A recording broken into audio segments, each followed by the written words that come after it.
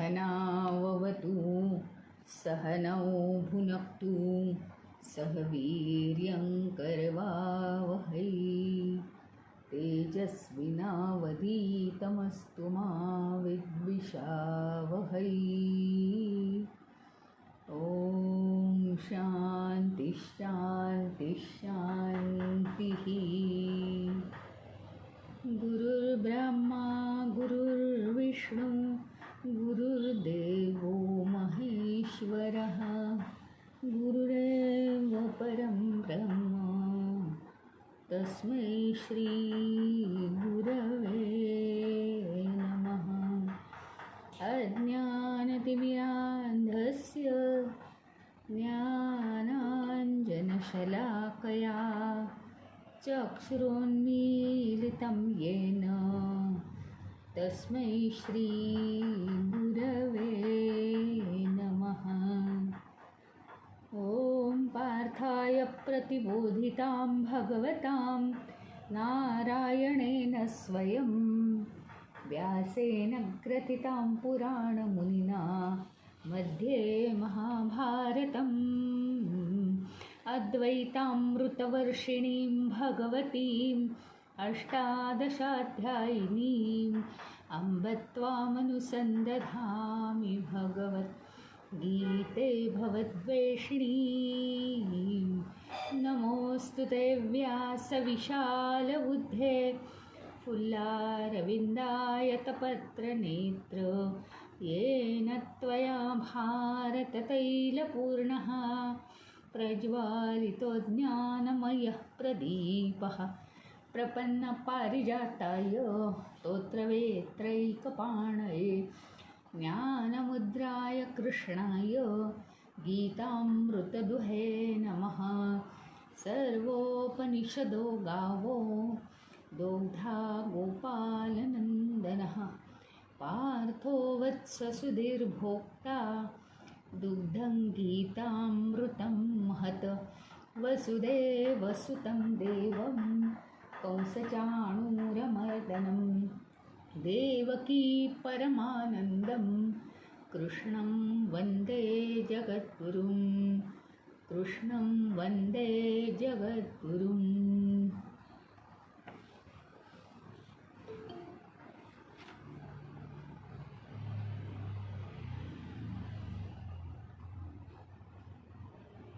भगवंताचं दिव्य दर्शन पाहणं ही छोटी गोष्ट नाही आहे, सर्वसामान्य गोष्ट नाही आहे.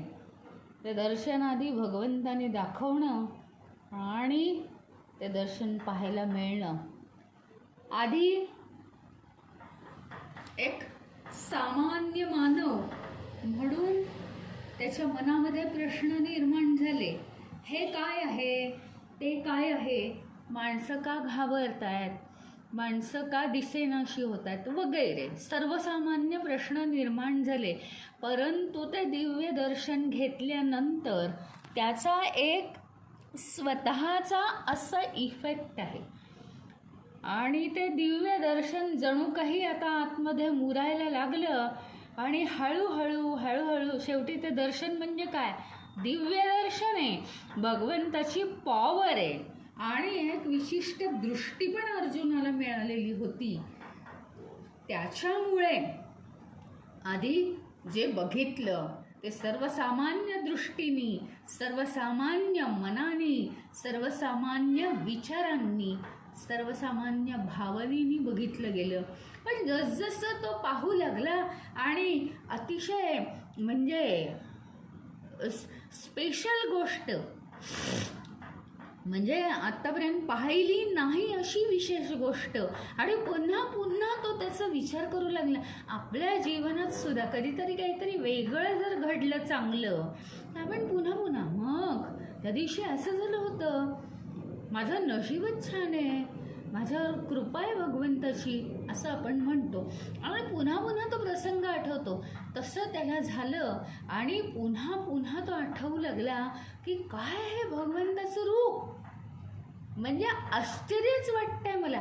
आणि त्याचा सर्वार्थाने परिणाम असा झाला, एका मागोमाग एक त्याच्या नकळतच त्याच्या तोंडून भगवंताची आता स्तुती गायली जाऊ लागली की भगवंता तू विशेष आहेस, न वर्णन करता येण्यासारखं तुझं स्वरूप आहे. किती ते दिव्य, किती वैशिष्ट्यपूर्ण असं तुझं स्वरूप आहे. आणि हे विश्व कसं बनलंय सगळ्याचा एक म्हणजे स्वरूप मला दिसलं. आणि हे असं दिव्य स्वरूप पाहून मी अगदी गदगदून गेलो आहे. अगदी फार मोठी तुझी माझ्यावर कृपा झाली आहे. आणि आता तो स्तुती करायला लागलाय. त्वमादिदेवा पुरुष पुराण स्तवमस्य विश्वस्य परं निधानम् वेत्तासि वेद्यं च परं च धाम त्वया ततं विश्वमनन्तरूप त्वम् आदिदेव पुराणपुरुषः त्वं. भगवंता तुम्ही कोण आहात? आदिदेव. आदिदेव म्हणजे संपूर्ण सृष्टी निर्माण होण्याच्या आधी तुम्हीच होतात. म्हणजे ही सृष्टी शेवटी निर्माण कोणी केली? तुम्हीच. या विश्वाचे श्रेष्ठ आश्रयस्थान भगवंता तुम्ही आहात. आश्रयस्थान म्हणजे काय माहिती आहे ना आपल्याला, की आपण कुठेही जातो, आमचं आश्रयस्थान काय व्हावा? आमचं घर. कुठेही जा परत घरीच येतो आपण, कुठेही जा घरीच येतो. लहान मुलांचं आश्रयस्थान काय? इकडे जा तिकडे जा, खेळा, काही करा, थोड्या थोड्या वेळाने आई आठवत असते. आई आई आई आई. थोड्या थोड्या वेळाने आईला बिलगलं की इतकं बरं वाटतं त्यांना. म्हणजे लहान मुलांचं आश्रयस्थान जसं आई आहे. आश्रयस्थान सगळ्यांनी आराम, मग तो म्हातारा असू दे, नाहीतर तरुण असू दे, नाहीतर छोटा बालक असू दे, पण डायरेक्ट असो का इनडायरेक्ट असो, प्रत्येकाचं डोकं टेकवण्याचं, म्हणजे जिथे काहीतरी विसावा आहे असं विसाव्याचं स्थान म्हणजे फक्त भगवंत आहे. अडी अडचणीत तर तो आठवतोच बघा. ज्याला अगदी कुणी नाही आहे त्याला सारखी देवाची आठवण येते. असं आहेच. म्हणजे प्रत्येकाचं, छोट्यापासून मोठ्यापर्यंत प्रत्येकाचं या विश्वामध्ये आश्रयस्थान तू आहेस. वेत्तासि वेद्यं च परं च धाम.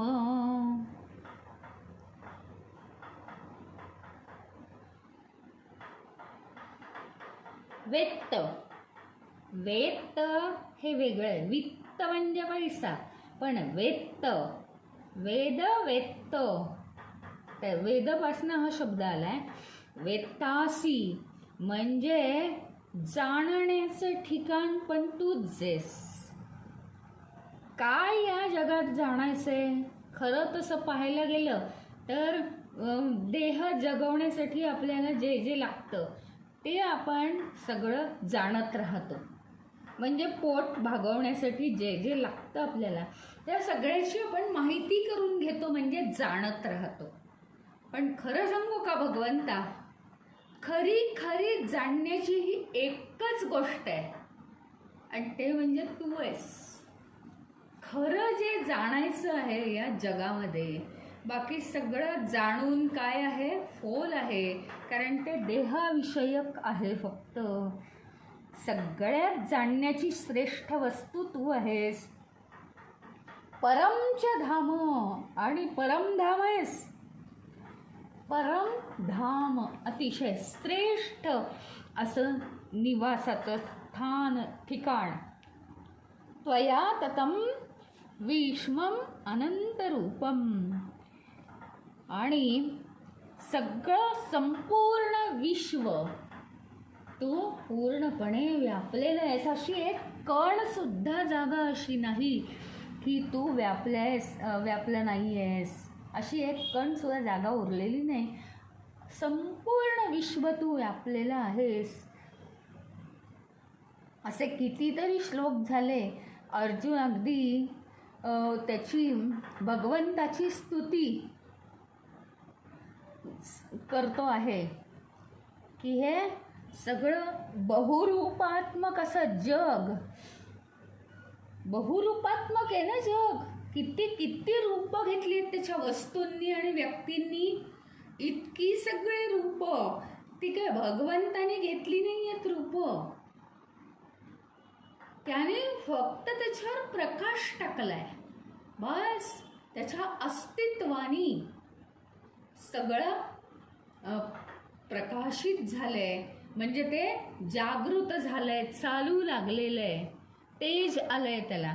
बघा तुम्ही, खोलीत अंधार आहे. काय शोधायचं, कसं शोधायचं, ड्रॉवरमध्ये कुठला पेपर कुठे शोधायचा असं आपण म्हणतोय. नुसतं एक लाईटचं बटन लावलं, अरे सगळं प्रकाशित करून टाकली खोली. प्रत्येक वस्तू जागच्या जागी आम्हाला दिसायला लागली. अशी गंमत आहे.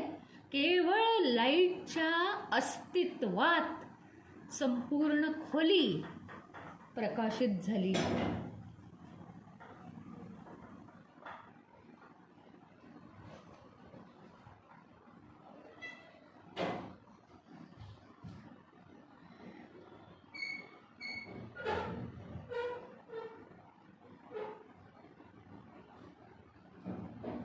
आत्मतत्व आहेस तू. परमश्रेष्ठ निर्माता आहेस तू. आणि ज्यातून ब्रह्मदेव सुद्धा निर्माण झाला आहे. मागच्या श्लोकात ज्यातून ब्रह्मदेव सुद्धा निर्माण झालाय असा तू आहेस. तुझ्यातूनच तो निर्माण झालाय. हे जाणीव तत्व सुद्धा तूच आहेस. इतकी महत्त्वाची भूमिका तू वठवत आहेस. आपण सहसा ऐकतो की या विश्वाची निर्मिती ब्रह्मदेवाने केली, परंतु त्या ब्रह्मदेवाने सुद्धा तूच निर्माण केलंयस.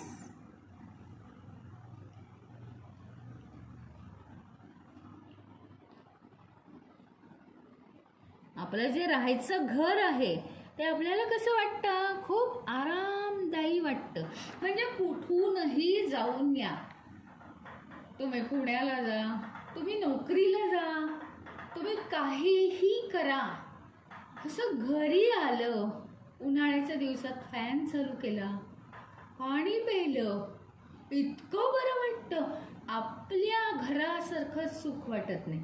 आपण उन्हातान्हातनं गेलो, फॉर एक्झाम्पल उन्हातान्हातून गेलो आणि दुसऱ्यांकडे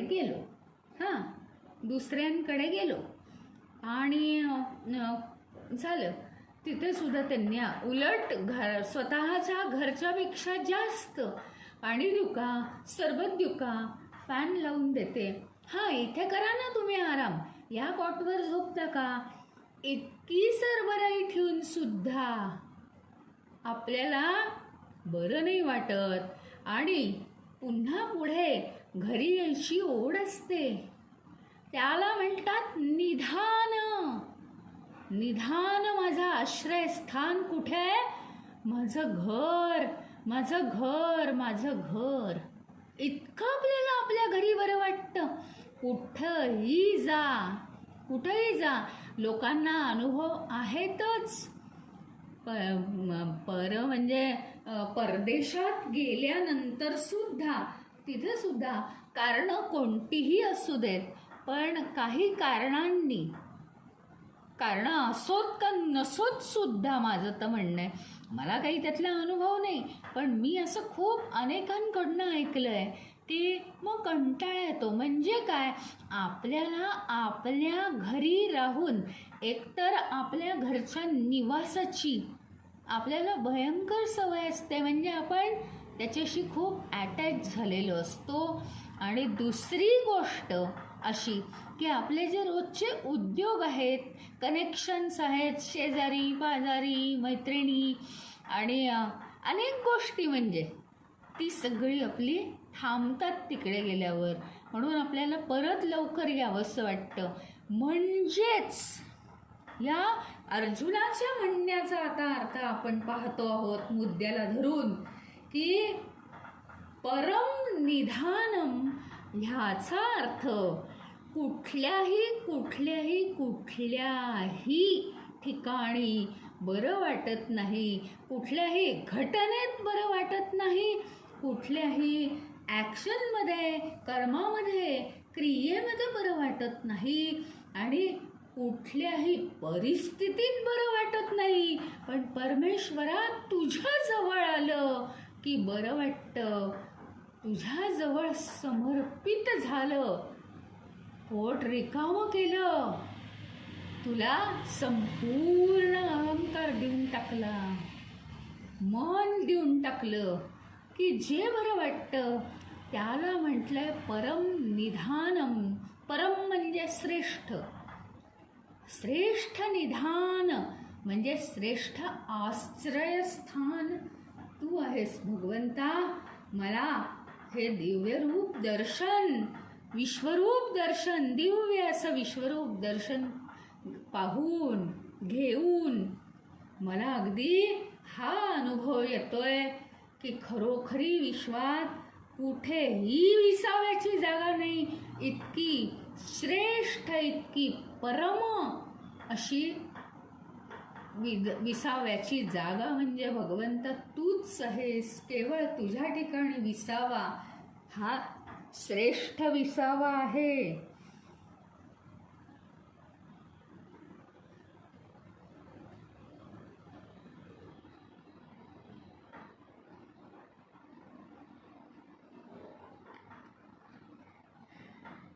आणि परत आपण आपल्या एक गोष्ट लक्षात आलीच असेल, कारण आता आपण इतके अध्याय हाच अभ्यास करतो आहोत.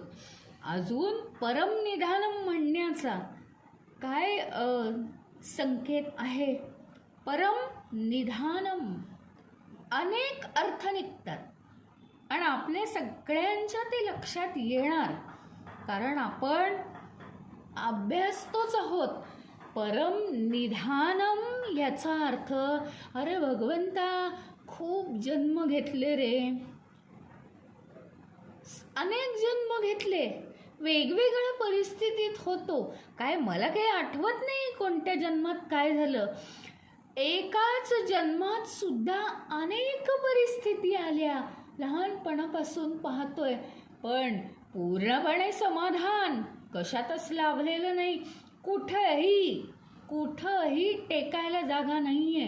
काहीतरी अपुरं राहतंय, काहीतरी अपुरं राहतंय. हे तरी व्हायला हवं होतं, ते तरी व्हायला हवं होतं, आणि आपण वेळ मारून नेतो, समाधान मानतो, नाहीतर मग जीवनच पुढे चालणार नाही. पण भगवंता तुझं दर्शन घेतल्यावर मला अनुभव आलाय की एकच अशी गोष्ट आहे विसाव्याची, एकच ठिकाण. का?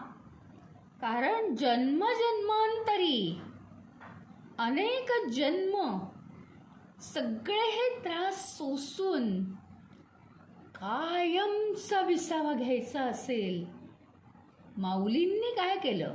ज्ञानेश्वर माऊली परमधाम आहे हे माऊलींना चांगलं कळलं होतं. मग आता जर ते परमधाम आहे, आपलं घर आहे ते, तर का फिरायचंय आता? का वाऱ्या करायच्या आहेत? काहीच अर्थ नाही आहे, निरर्थक आहे आता कुठेही फिरणं. आत्तापर्यंत सगळी भाड्याची घरं होती. हा जन्म म्हणजे देह मिळालेला असतो आपल्याला. हा देह हे भाड्याचं घर आहे, देह हे भाड्याचं घर आहे. तो देह मिळाल्यामुळे त्या देहाची जी कर्म आहेत, त्या देहाला आवश्यक असलेली ही भगवंत हे विश्व उभारण्यासाठी त्या देहाद्वारे करून घेत आहेत. नाही केली तर दुसरे जन्म ते देतीलच आणि पुन्हा मती करत राहा तुम्ही, त्याच्यात धक्के खा. परंतु हा देह हा भाड्याचा देह आहे. भाडं भरतोय आपण, पूर्ण करून देतोय कर्म आणि त्याच्यासाठी खस्ता खातोय, म्हणजे धक्के खातोय. सुखाची आणि दुःखाची घटना आली तर त्याला फेस करतोय. परंतु त्या देहामध्ये आपल्याला राहून सुख मिळणार आहे का?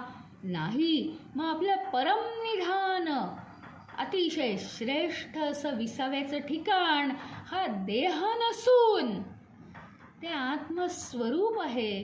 ते भगवंत आहेत. भगवंत आहेत. भगवतचरणी या देहामध्ये जोपर्यंत आहे, या कुडीमध्ये जोपर्यंत प्राण आहे, तोपर्यंत भगवंताला समर्पित भावनेने राहायचं. भगवंताच्या ठिकाणी समर्पित भावनेने राहायचं. म्हणजे समर्पित भावनेने कर्म करायची. विश्वाकडे भगवंताची लेकरं म्हणून त्यांच्याकडे पाहायचं. तुम्हाला विचारलं नाही की तुमचे हे कोण कोण आहेत, माझे हे दुश्मन आहेत, माझे हे आप्त आहेत, माझे हे आवडते लोक आहेत, माझे हे नावडते लोक आहेत.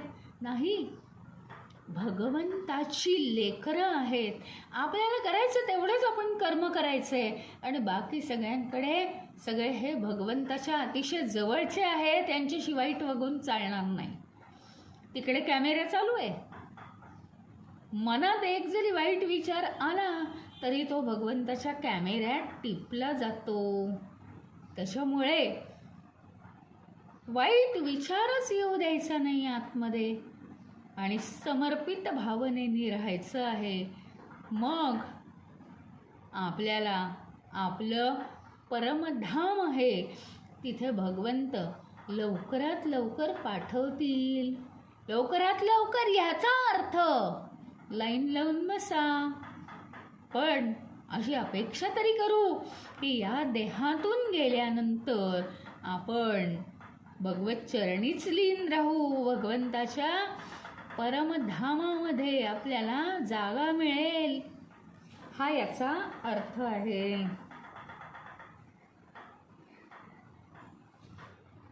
विश्व या संज्ञेचा सुद्धा अर्थ खूप मोठा आहे.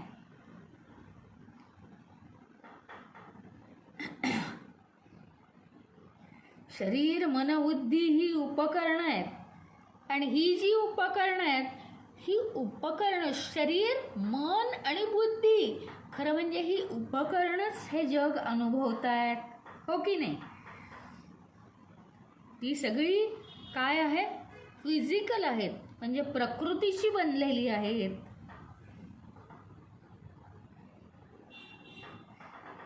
आणि मग ती काय करतात? तर ती या आत्मतत्वाच्या प्रकाशामध्ये, तेजामध्ये ती या विश्वाचा अनुभव घेतात.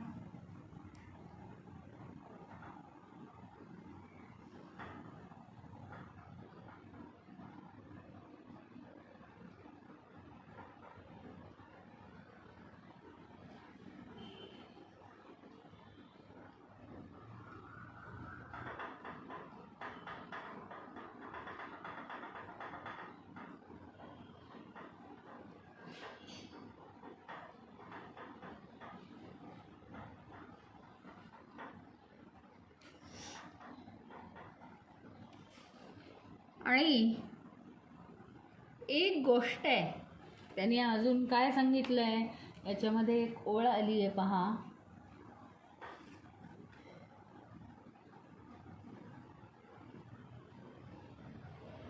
की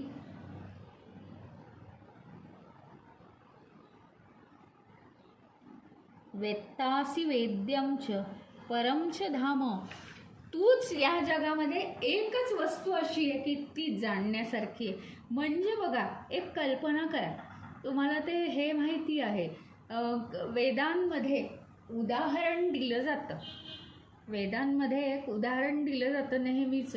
जसं साप आणि दोरी हे उदाहरण देतात, त्याचप्रमाणे खांबावरचं भूत आपण अनेकदा ऐकलेलं आहे. तर खांबावर काय आहे, रात्र झाली आहे बरं का, आणि काहीतरी वेडंवाकडं दिसतंय. खांब दिसतोय हो खालून, पण वरती काहीतरी कशाची तरी सावली पडली आहे का काहीतरी झालंय. आणि अरे बापरे, खांबावर तर भूत दिसतंय. काय असतं माहिती का, रस्त्यावर खांब नसतो की नाही, त्या खांबाचा लाईट जो असतो तो रस्त्यावर पडतो, पण त्या लाईटचा प्रकाश त्याच्या ज्या खांबावर तो उभा आहे त्याच्यावर पडत नाहीच कधी, आणि तो खांब अंधारात जातो. मग त्याच्यावर कुठली तरी सावली पडली आहे वेडीवाकडी, आणि आपण काय म्हणतो, खांबावर भूत आहे, मी नाही बाहेर जाणार, खांबावर भूत आहे. अरे बाबा नाही, तू माझं ऐक. नाही ऐकत तो. बरं ठीक आहे, आपण दोघं आज इथे झोपू, सकाळ झाली की मी तुला दाखवतो. तरी सकाळ झाल्यावर हा म्हणतो, अरे ते भूत फक्त रात्रीच असतं. इतकं ते भूत नसलेलं भूत, केवळ मनाच्या अतिशय वेड्यावाकड्या विचारांमुळे ते मानेवर बसलंय. भूत नसलेलं भूत मानेवर बसलंय, आणि दिवस झाला तरी तो म्हणतो, नाही ते भूत रात्रीच असतं. मग हा बिचारा तो म्हणतो, ठीक आहे, रात्र व्हायची वाट बघू. मग तो रात्री त्याला घेऊन जातो, टॉर्च नेतो, त्याला त्याच्यावर फोकस पाडून दाखवतो, गाडीचा लाईट पाडून दाखवतो, खूप प्रयत्न करतो, मोबाईलचा लाईट पाडून दाखवतो, आणि मग शेजारच्यांना सांगतो, या बाजूचा तुमचा लाईट चालू करा. अशा सगळ्या प्रयत्नांनी तो याला दाखवतो, आहे का भूत का नुसता खांब आहे, नीट दृष्टीने बघ. मग ह्याला ती दृष्टी येईपर्यंत त्याला ते भूत दिसत असतं. आपलं तसंच आहे अहो. रात्र काय दिवस काय, हे सगळं विश्व कधी चांगलं दिसतं, कधी वाईट दिसतं, कधी हे आहे कधी ते आहे. आज मला खूप बरं वाटतंय, सगळं जग अतिशय चांगलं आहे. आज मी खऱ्या जगाचा अनुभव घेतला, लोक फार वाईट आहेत, कुणी कुणाला मदत करत नाही, असं एक भूत माझ्या डोक्यात शिरतं. याच्यामुळे काय होतं, आपल्या मनाच्या ज्या खऱ्या भावभावना आहेत या खूप फसवणाऱ्या आहेत. आपण समजवून घेतलं पाहिजे. आणि कोणत्याही मनाच्या परिस्थितीमध्ये, मनाची परिस्थिती ही जी असते ना, ही आजूबाजूच्या विश्वाच्या परिस्थितीप्रमाणे, व्यष्टी किंवा समष्टी परिस्थितीप्रमाणे मनाची परिस्थिती सारखी बदलत असते. त्याच्यावर आपण जायचं नाही. मन हे खरं नाही आहे हे लक्षात ठेवा. ते काय करतं, आजूबाजूचं जे हे आहे, विश्व आहे, ते त्या विश्वातलं, आता विश्व हे मॅटरच आहे, त्यामुळे त्या विश्वातल्या परिस्थिती कोणत्याही सगळ्या बदलणाऱ्या आहेत, परिवर्तन आहेत सगळी. त्यामुळे आज आहे न उद्या नाही. मग ते उद्यापर्यंत थांबावं ना, पण उद्या ते नाहीच होणार आहे ना. म्हणजे ते वक्त काय आहे बघा, इतका धोधो पाऊस पडला, इतका धोधो पाऊस, तो काय वारंवार पडणार होता का 15 दिवस? पण आपण सगळ्यांनी म्हणून घेतलं की नाही, किती पाऊस पडला, किती जमीन ओली झाली, ती झाडं राहतील का, हे होईल का, आणि फारच पाऊस पडतो, एवढा नको पडायला, आपण सगळं म्हणून घेतलं. तो पाऊस काय रोज राहणार होता, 15 दिवस येणार होता. पण मनाची परिस्थिती ही आजूबाजूच्या परिस्थितीवर सारखी बदलत असते, आणि ते मन आपल्या जीवनामध्ये अडीअडचणी निर्माण करतं. पण आपण त्याच्याप्रमाणे वाहत गेलो तर मनाच्या प्रवाहाप्रमाणे फक्त मन जर भगवंताकडे हा मनाचा प्रवाह असेल तरच मनाच्या प्रवाहाबरोबर व्हायचं, नाही तर मनाच्या प्रवाहाच्या विरुद्ध दिशेने आपण गेलो तरच आपल्या बुद्धीचा प्रवाह चालू होईल. हे मात्र आपण सर्वांनी विचारात घेऊया.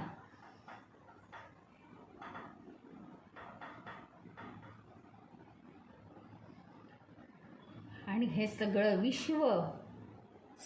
विश्व भगवंतानी व्यापलेलं आहे.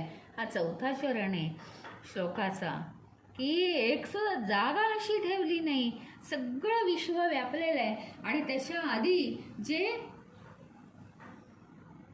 निधान म्हटले ना भगवंताला, निधान, त्याचा विचार करा की संपूर्ण ते जे खांबावरचं भूत सांगत होते मी, त्या खांबावर जसं नसताना सुद्धा भूत दिसतं.